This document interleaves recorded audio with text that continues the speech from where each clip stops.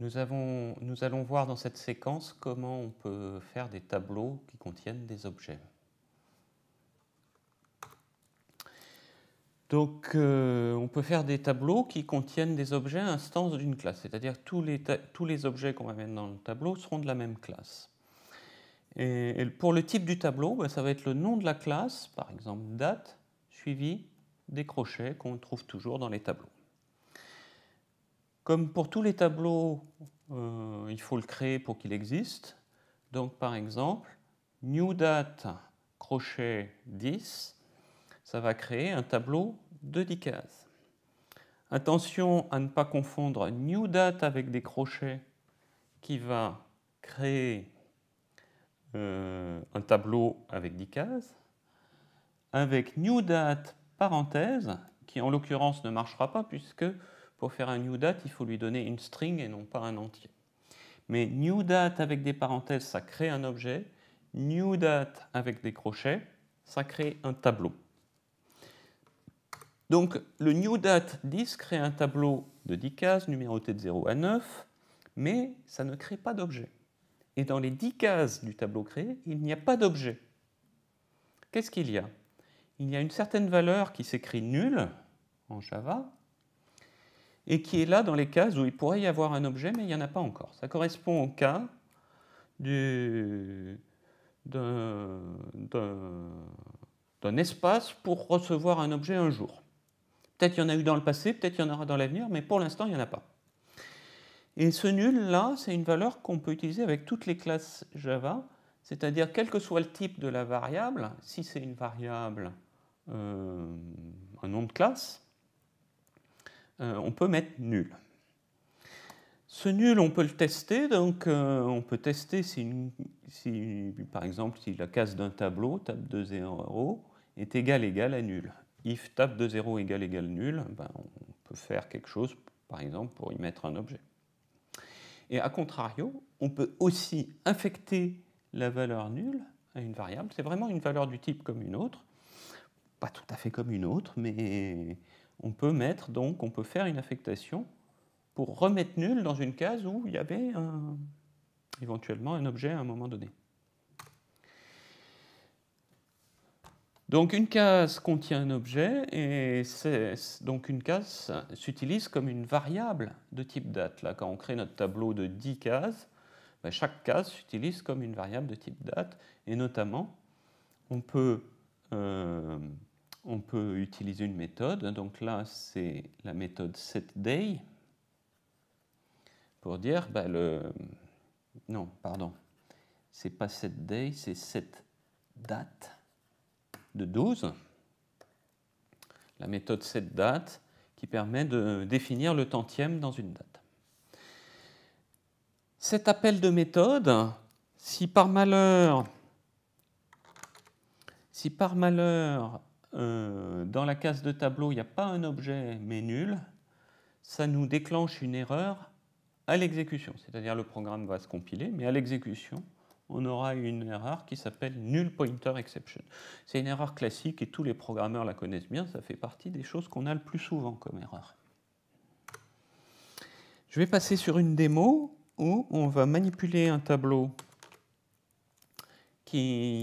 en fait deux tableaux avec dans chacun des objets un tableau de string et un tableau de date. Et le but, ce sera dans le tableau de string de mettre les noms de grands auteurs et dans le tableau date, mettre leur date de décès. Donc je crée ici un nouveau tableau avec 10 cases et dans chaque case, il y aura un string, un jour, peut-être. Parce que pour l'instant, dans chaque case, il y a la fameuse valeur nulle. Date, c'est un tableau qui dans chaque case recevra une date de la classe javautil.date. Et un jour, il y aura des dates. Pour l'instant, il y a la valeur nulle. Dans nom de 0, je mets Victor Hugo. Dans date de 0, la date de mort de Victor Hugo. Dans nom de 1, Émile Zola. Dans date de 1, la mort de Émile Zola. Dans nom de 2, Gustave Flaubert. Et dans date de 2, la mort de Flaubert. Et j'ai déjà prévu de faire une petite boucle pour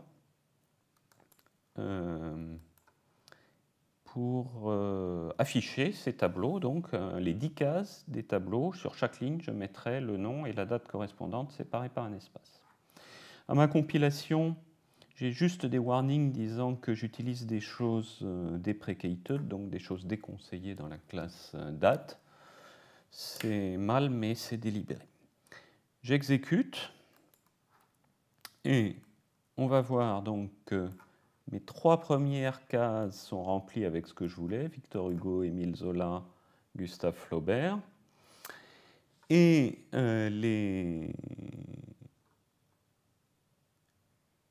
les autres avec nul et nul, c'est-à-dire c'est des cases libres, des cases qui ne sont pas occupées réellement par des objets.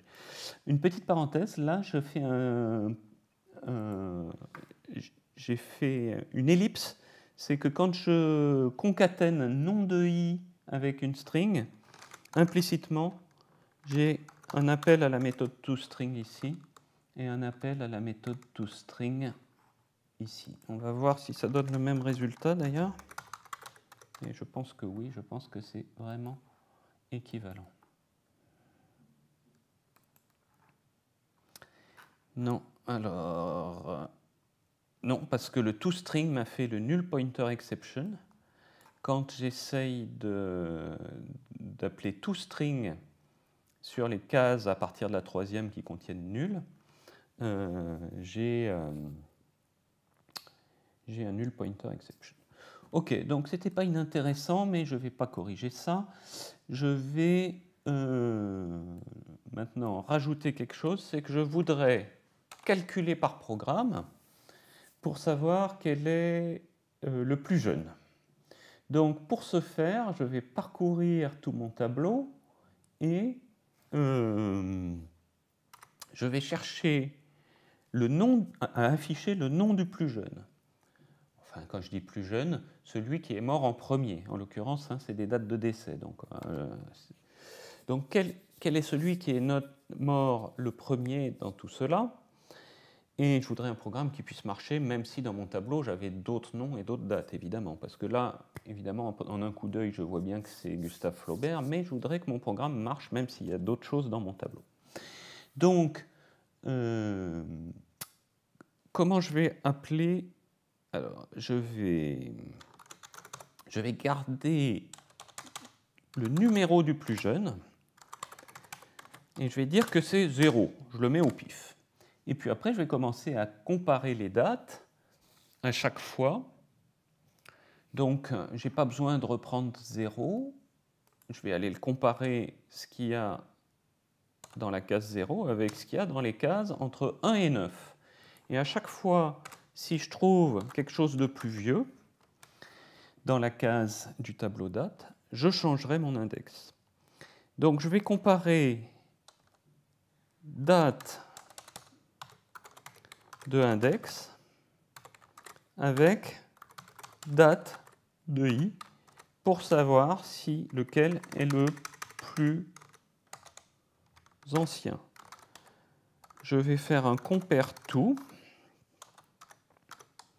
sur les dates qui va me répondre un nombre négatif si date de index est plus petit et un nombre positif s'il est plus grand. Donc s'il est plus grand, je vais changer mon index pour avoir le plus ancien, index égale i. Donc dans index, j'ai le numéro qui correspond à la case du tableau dans laquelle il y a la date la plus ancienne. Et je vais utiliser cet index pour afficher le nom du plus ancien que je vais trouver au même index dans le tableau des noms.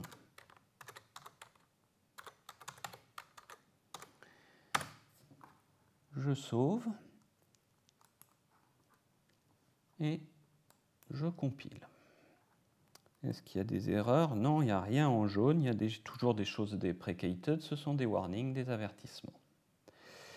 J'exécute et il n'est pas content parce que je vais comparer avec, j'ai toujours mon null pointer exception, là, c'est que j'ai fait l'erreur d'aller faire des compare to avec des cases qui ne contiennent pas un objet, mais qui contiennent nul. Donc, je vais commencer par tester if date de i est différent de nul, alors je peux faire ma comparaison. Sinon, non. Je sauve, je compile. Et donc, vous voyez, hein, ce n'est pas à la compilation que j'ai eu l'erreur, c'est à l'exécution. Voilà. Et c'est bien Gustave Flaubert le plus ancien. Et puis, juste pour le plaisir d'appeler une méthode, je vais demander à le mettre en majuscule.